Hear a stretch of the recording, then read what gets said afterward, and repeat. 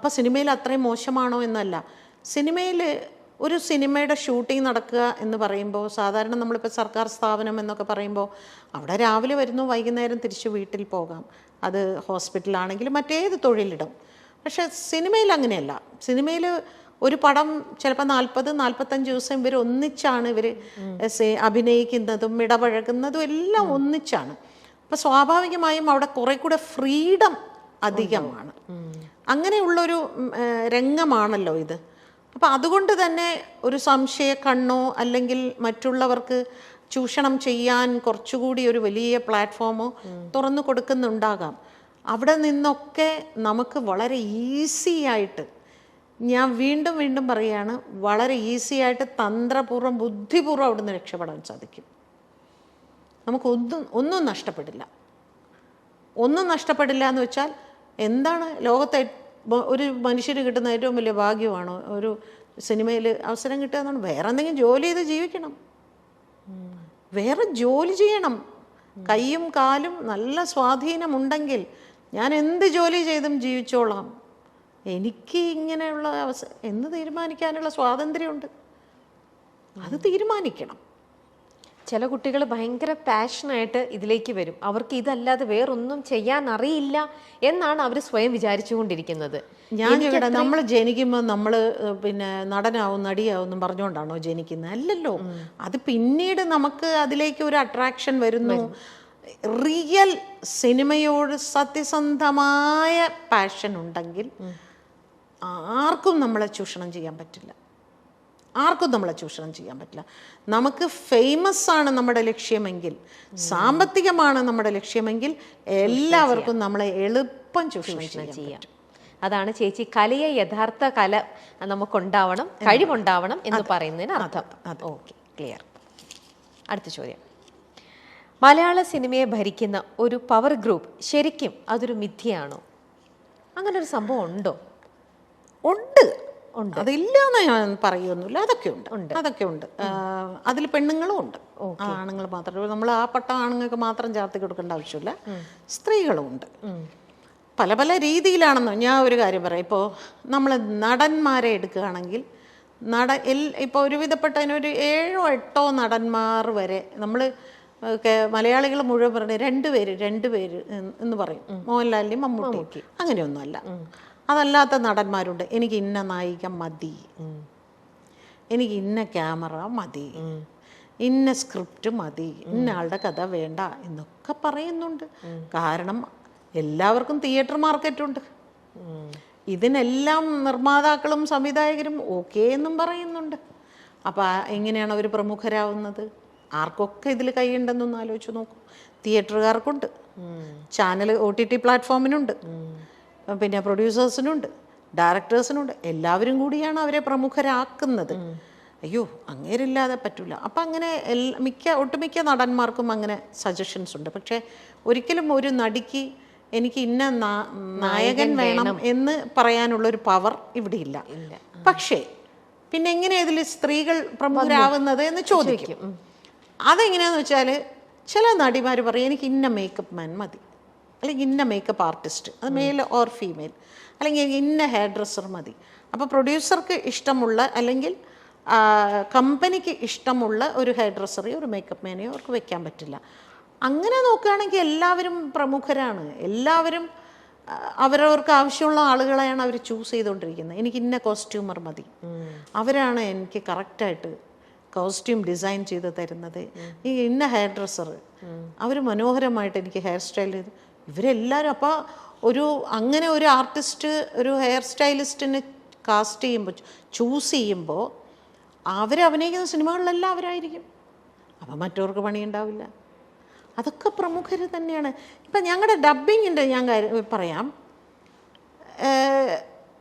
നായിക ശബ്ദം മറ്റുള്ളതിലൊന്നും ഇവരാരും ഇടപെടില്ല. അതായത് നടന്മാർ അവർ പറയാറുണ്ട്, അവരുടെ ശബ്ദം വേണ്ട, നായികമാരുടെ വേണ്ടി പറയും. ആ നായിക പോലും ചിലപ്പോൾ അങ്ങനെ പറയാറില്ല, പക്ഷെ നടന്മാർ പറയും. അത് പ്രത്യേകിച്ച് മലയാള സിനിമയിൽ ഏറ്റവും വലിയൊരു നടൻ തന്നെ എൻ്റെ ഒരുപാട് സിനിമകൾക്ക് അദ്ദേഹം പറഞ്ഞിട്ടുണ്ട്, അവർ വേണ്ട, നമുക്ക് മറ്റവരെ അവർ വേണ്ട ഒരുപാട് സിനിമകൾക്ക് പറഞ്ഞിട്ടുണ്ട്. എനിക്ക് ഞാൻ പിന്നെ അതൊരു വലിയ വിഷയമാക്കാതെ ഓക്കെ അതിനെന്താ എന്ന് പറഞ്ഞ് ഞാനിവിടെ വേറെ പടം ചെയ്യാതിരിക്കുന്നുണ്ടോ, ഞാൻ വേറെ സിനിമകൾ ചെയ്യുന്നുണ്ട്, അങ്ങനെ തന്നെ ആയിക്കോട്ടെ. അതൊക്കെ നമ്മൾ ഈസി ആയിട്ട് ഇതിൻ്റെ ഒരു ഭാഗമായിട്ട് എടുക്കുക, അത്രയേ ഉള്ളൂ. അതിനൊന്നും നമ്മൾ കൊടി ഉയർത്തി ഇതിൻ്റെ പിന്നാലെ ഒന്നും പോയിട്ടൊന്നും ഒരു കാര്യമില്ല. ആ നായികയ്ക്ക് വേണ്ടിയിട്ടാണ് ചേച്ചി ഇവിടെ ശബ്ദം കൊടുക്കുന്നത്. നായികയ്ക്ക് അവിടെ ഒരു വോയിസും ഇല്ല. ആ സിനിമയിലെ നായകനാണ് തീരുമാനിക്കുന്നത് ആരാർക്ക് എന്ത് ശബ്ദം കൊടുക്കണം എന്നുള്ളത്. അപ്പൊ അതൊരു പവർ ഗ്രൂപ്പിന്റെ ഓരോ ഇതെന്ന് പറയുന്നത് തന്നെ പവർ ഗ്രൂപ്പ് ഒക്കെ ഉണ്ട്. അതില്ല എന്ന് പറഞ്ഞാൽ ഞാൻ സമ്മതിക്കില്ല. ഓക്കെ, പവർ ഗ്രൂപ്പിൽ സ്ത്രീകളുടെ റോള് താരതമ്യേന കുറവാണ് എന്നുള്ളതേ ഉള്ളൂ. കയറി നിൽക്കുന്ന തീർച്ചയായിട്ടും പുരുഷന്മാർ തന്നെയാണ്. ഈ സ്ത്രീകളാണെങ്കിൽ പോലും, സ്ത്രീകൾക്ക് ഇപ്പൊ ചേച്ചി പറഞ്ഞു പുരുഷന്മാരെ നായകനെ ഡിസൈഡ് ചെയ്യാനുള്ള ഒരു പവർ അവർക്ക് അല്ലെങ്കിൽ ഒരു വോയിസ് ഉണ്ടാവില്ല. എന്നിരുന്നാൽ കൂടെ അവരുടെ കൂടെ അഭിനയിക്കുന്ന ബാക്കി കോ ആർട്ടിസ്റ്റുകൾ അവരാരൊക്കെ വേണം, അല്ലെങ്കിൽ എനിക്കിപ്പം ഒരാളുമായിട്ട് എനിക്ക് വലിയ താല്പര്യമില്ല, അപ്പം എൻ്റെ സിനിമയിൽ അവരാണ് എൻ്റെ സിസ്റ്ററായിട്ടോ എൻ്റെ ഫ്രണ്ടായിട്ടോ വരുന്നതെങ്കിൽ അങ്ങനെയും അവരവിടെ ചെയ്യിക്കാറുണ്ടാവും അല്ലേ? ഞാൻ വരണമെന്നുണ്ടെങ്കിൽ ആ കുട്ടീനെ ആ സിനിമയിൽ വെക്കാൻ പാടില്ല അല്ലേ? നമുക്കറിയാം പണ്ടൊക്കെ നമ്മൾ പ്രേം നസീർ സാറിൻ്റെ കാലത്തൊക്കെ നസീർ സാറ് ഷൂട്ടിംഗ് സെറ്റിൽ പോയിരിക്കുമ്പോഴാണ് ഓരോ ആർട്ടിസ്റ്റിന് ഇതിലേത് കഥാപാത്രമാണ് ചെയ്യുന്നത് എന്ന് സാറ് ചോദിക്കുമ്പോഴാണ് സാറിന് അറിയുന്നത് സാറിൻ്റെ അനിയത്തിയായിട്ട് അവരാണെന്ന്. ഇന്നങ്ങനെയല്ല. ഇന്ന് ഇവർ പറയും എൻ്റെ അനിയത്തി ആരാകണം, എൻ്റെ ചേച്ചി ആരാകണം, എൻ്റെ അമ്മ ആരാകണം, എൻ്റെ കാമുകി ആരാകണം, ഇതെല്ലാം അവർ പറയുന്നതനുസരിച്ച് തന്നെയാണ് പോകുന്നത്. പക്ഷെ അതൊന്നും ഒരു നിയമം കൊണ്ടൊന്നും അതൊന്നും മാറ്റാനൊന്നും പറ്റില്ല. പക്ഷെ അത് മലയാളത്തിൽ മാത്രമല്ലല്ലോ ഇപ്പൊ ഉള്ളത്, ഇവിടെ കുറവാ അല്ലേ? പുറത്തേക്കൊക്കെ ഇവിടെ കുറവാണ്. അവിടെ ഏത് തിയേറ്റർ റിലീസ് ചെയ്യണമെന്ന് വരെ അവർ തീരുമാനിക്കും. ഏത് പിന്നെ സെന്ററിലേക്ക് ഇത് പോകണം, എവിടെയൊക്കെ പോകണം, ഇത് എങ്ങനെ റിലീസ് ചെയ്യണം, എന്ന് റിലീസ് ചെയ്യണം എന്ന് വരെ അവർ പറയും. ഇവിടെ പക്ഷെ അത്രയായിട്ടില്ല. നമ്മുടെ പവർ ഗ്രൂപ്പ് ഇനിയും അവരുടെ ലെവലിൽ വളരേണ്ടിയിരിക്കുന്നു. ഓക്കെ, സിനിമാ മേഖലയിൽ നടക്കുന്ന പ്രശ്നങ്ങൾ പുറത്തു വരുന്നത് മറ്റു മേഖലകളിലും നവീകരണത്തിന് വഴിതെളിക്കുമോ? സിനിമയിൽ വരുന്നത് മറ്റു മേഖലകളിൽ നമ്മുടെ ഇപ്പം നടന്നുകൊണ്ടിരിക്കുന്ന സംഭവം സിനിമയിൽ മാത്രമുള്ളതല്ലല്ലോ. ഈ സംഭവങ്ങളൊക്കെ വേറെ ഏത് ഇൻഡസ്ട്രിയിലും വേറെ എല്ലാ മേഖലകളിലും ഉള്ളതാണ്. അല്ല, ഇതുപോലെ ഒരു കമ്മിറ്റി എല്ലാ മേഖലയിലും വരണം എന്ന് എനിക്കൊരാഗ്രഹമുണ്ട്. രാഷ്ട്രീയത്തിൽ ഒരു കമ്മിറ്റി കൊണ്ടുവരണം. എത്രമാത്രം ഇത്തരത്തിലുള്ള പ്രശ്നങ്ങൾ അവിടുത്തെ സ്ത്രീകൾ അനുഭവിക്കുന്നുണ്ട് പറയണം. അതുപോലെ ആശുപത്രികളിൽ, ജോലി സ്ഥലങ്ങളിൽ, പിന്നെ ഈ പറയുന്ന സർക്കാർ, ഇവിടെയൊക്കെ ഇതുപോലെ ഓരോ കമ്മിറ്റി വെക്കട്ടെ. അപ്പോൾ അറിയാം. ഇപ്പോൾ സിനിമയാണല്ലോ ഏറ്റവും അധികം ചെളിവാരി എറിഞ്ഞുകൊണ്ടിരിക്കുന്നത്. ഇനി മീഡിയയ്ക്കുള്ളിലും വരണം. സ്ത്രീകൾ പ്രതികരിക്കാൻ മടിക്കുന്നത് ഭീഷണിയെയും വെല്ലുവിളികളെയും പേടിച്ചാണെന്ന് കരുതുന്നുണ്ടോ? ഭീഷണി ഉണ്ടാവും, ഡെഫിനറ്റ്ലി ഉണ്ടാവും അല്ലേ? അതുകൊണ്ട് തന്നെ ഞാൻ നേരത്തെ പറഞ്ഞ കാര്യത്തിലും ഉണ്ട്. ഒരു വിരട്ടലൊക്കെ എല്ലായിടത്തും ഉണ്ടാവും. ഇപ്പോൾ ഞാനിപ്പോൾ ഇവിടെ വന്നിരുന്ന് തുറന്ന് സംസാരിക്കുന്നതിന് എനിക്ക് എൻ്റെ ജീവിതത്തിൽ ഞാൻ ആദ്യമായിട്ടാണ് ഈ ഹേമ കമ്മിറ്റി റിപ്പോർട്ട് വന്നതിന് ശേഷം എൻ്റെ പ്രതികരണങ്ങൾ കൊണ്ട് എനിക്കിപ്പോൾ നിരന്തരം ഭീഷണി ഫോൺ കോൾസ് വരുന്നുണ്ട്. ഇത്രയും കാലം എനിക്ക് ഈ അനുഭവം ഉണ്ടായിട്ടില്ല. പക്ഷേ ഇപ്പോൾ അത് IT സെല്ലിലേക്ക് അങ്ങോട്ട് കൊടുക്കുമ്പോൾ ഇവർ നോക്കിയിട്ട് വരണം, ആന്ധ്രാപ്രദേശിൽ നിന്ന് വരുന്നു, മഹാരാഷ്ട്രയിൽ നിന്ന് വരുന്നു. ഇന്നലെ രാത്രി 12 മണിക്ക് വന്നത് വെസ്റ്റ് ബംഗാളിൽ നിന്ന്.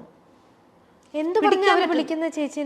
വെട്ടിക്കളയും, കൊന്നുകളയും, അടിക്കും എന്നൊക്കെ പറഞ്ഞാണ് ഈ വിളിക്കുന്നത്. അവിടുന്ന് വിളിക്കുന്നവരെല്ലാം മലയാളികൾ തന്നെ, മലയാളികളാണ് വിളിക്കുന്നത്. അതാണ് രസം. നല്ല മനോഹരമായ മലയാളത്തിൽ സംസാരിക്കുന്നു. ഇന്നലെ വിളിച്ച് എന്നെ ഭീഷണിപ്പെടുത്തത് നീ ഡ്രഗ് മാഫിയക്കെതിരെ ഇറങ്ങുമോടി എന്ന് ചോദിച്ചുകൊണ്ട്. ഞാൻ പറഞ്ഞില്ലേ മലയാള സിനിമയിൽ അതിനാണ് എനിക്ക് ഭീഷണി വന്നത്. പൊതുവേദിയിൽ വാക്പോരുമായി പാർവതി തിരുവോത്തും ഭാഗ്യലക്ഷ്മിയും. WCCയുമായി ബന്ധപ്പെട്ടാണ് ഇരുവരും തമ്മിൽ വാക്ക് തർക്കമുണ്ടായത്. ഭാഗ്യലക്ഷ്മി പലപ്പോഴായി WCCക്കെതിരെ ഉന്നയിക്കുന്ന വിമർശനങ്ങൾ ഇതാദ്യമായിട്ടാണ് നേർക്കുനേർ ചർച്ചയാകുന്നത്. അത്യന്തം നാടകീയമായിരുന്നു ഇരുവരുടെയും ചോദ്യങ്ങളും ഉത്തരങ്ങളും. കേരള ലിറ്ററേച്ചർ ഫെസ്റ്റിവൽ വേദിയിൽ സ്ത്രീയും സിനിമയും എന്ന വിഷയത്തെ ആസ്പദമാക്കിയുള്ള ചർച്ചയ്ക്കിടയിലായിരുന്നു സംഭവം. സിനിമാ ലോകത്ത് സ്ത്രീകൾ അനുഭവിക്കുന്നതും നേരിട്ടതുമായ വിഷയങ്ങളും ഹേമ കമ്മിറ്റി റിപ്പോർട്ടും പരാമർശിച്ച് സംസാരിച്ച പാർവതി WCC സിനിമയിലെ സ്ത്രീകൾക്കായി തുറന്നു വയ്ക്കുന്ന ഇടത്തെപ്പറ്റി സംസാരിച്ചു. നമുക്ക് എന്തും തുറന്നു പറയാനുള്ള ഒരു ഇടമുണ്ട്, അവിടെ ആർക്കും വന്ന് പറയാനുള്ളത് പറയാം, വിമർശിക്കാനുള്ളവർക്കും അവിടേക്ക് വരാമെന്ന് പാർവതി പറഞ്ഞു. ഇതിനു മറുപടിയായിട്ടാണ് കാണികൾക്കിടയിൽ നിന്ന് ഭാഗ്യലക്ഷ്മി സംസാരിച്ചു തുടങ്ങിയത്. WCCയോടുള്ള നിർദ്ദേശം എന്ന മട്ടിലാണ് ഭാഗ്യലക്ഷ്മി സംസാരിച്ചു തുടങ്ങിയത്. ഈ ഓർഗനൈസേഷൻ കുറച്ചുകൂടി ആളുകൾക്ക് സംരക്ഷണം കൊടുക്കുന്ന രീതിയിലാകണം. ഇരുന്ന് സംസാരിക്കാനും അവരോടൊപ്പം കുറച്ചു സമയം ചെലവഴിക്കാനുമുള്ള ഒരു സ്പേസ് നൽകാനുള്ള ഒരു ശ്രമം WCC നടത്തിയാൽ നല്ലതാണെന്ന് എനിക്ക് തോന്നുന്നു. കുറെ കൂടി ആളുകൾ നിങ്ങളിലേക്ക് വരാൻ ശ്രമിക്കും. ഞങ്ങൾ എങ്ങനെയാ മാഡം അവരുടെ അടുത്തേക്ക് പോകേണ്ടത് എന്ന് എന്നോട് സ്ത്രീകൾ ചോദിക്കാറുണ്ട്. ഡബ്ബിംഗ് ആർട്ടിസ്റ്റുകളല്ല, അവർക്ക് പരാതിയില്ല എന്ന് തന്നെ വെച്ചോളൂ. ചോദിക്കുന്നത് മറ്റൊരുപാട് ആർട്ടിസ്റ്റുകൾ, ടെക്നീഷ്യൻസ് ആയിട്ടുള്ള സ്ത്രീകൾ, അങ്ങനെ പലരും. ഞങ്ങൾ എങ്ങനെയാ മാഡം അങ്ങോട്ട് പോകേണ്ടത്, ആരുടെ അടുത്തേക്കാണ് പോകേണ്ടത് എന്ന് ചോദിക്കുന്ന ഒരു ചോദ്യം ഇവിടെ നിൽക്കുന്നുണ്ട്. അപ്പോൾ അതുകൂടി ഒന്ന് നിങ്ങൾ പരിഗണിക്കണം എന്നുകൂടിയാണ് എനിക്ക് ഇത്രയും ആളുകളുടെ മുന്നിൽ വെച്ച് നിങ്ങളോട് പറയാനുള്ളത്. ഞാൻ ഇവിടെ വെറുതെ ഇരുന്ന് കേട്ടിട്ട് പോകാം എന്ന് കരുതി തന്നെയാണ് വന്നത്. പക്ഷേ എനിക്ക് അങ്ങനെയല്ല തോന്നിയത്.